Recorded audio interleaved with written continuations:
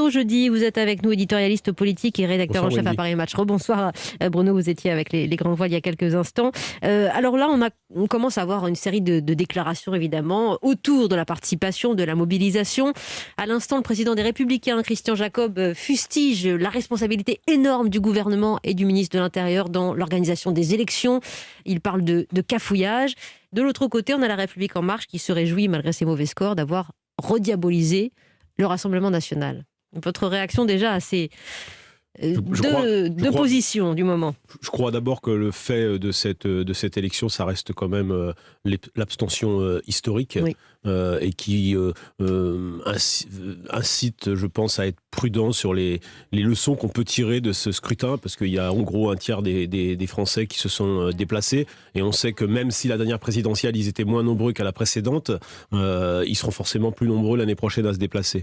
Cela étant, quand on invite tous les gens un dimanche à aller voter, il faut toujours quand même en tirer quelques conclusions, et la conclusion, c'est que c'est une contre-performance pour les partis finalistes de la dernière présidentielle. Marine Le Pen, le Rassemblement national est largement en dessous de ses ambitions, et ça va être compliqué de gagner une région dimanche prochain. Alors c'était le Graal, évidemment. On voit qu'il n'y aura pas de dynamique, et qu'elle a peut-être vendu la peau de l'ours avant de l'avoir gagné, avant de l'avoir tué. En tous les cas, manifestement, il va y avoir sans doute des questions au Rassemblement national. Est-ce que c'est l'effet du LRM qui l'aurait rediabolisé?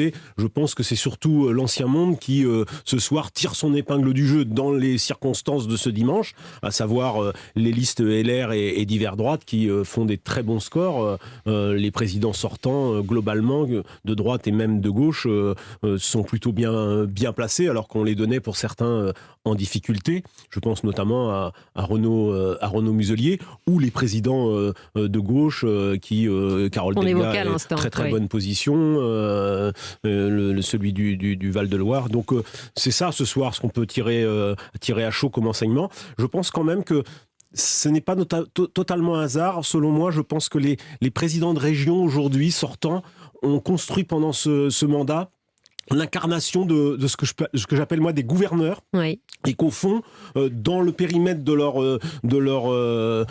leurs compétences, ils ont répondu aux attentes aussi qu'on attend de ce genre de collectivité. Oui, ce que vous disiez, et Mickaël, comme les maires sortants l'année dernière, les présidents sortants sont en bonne position pour l'emporter dimanche prochain. Voilà, Mickaël.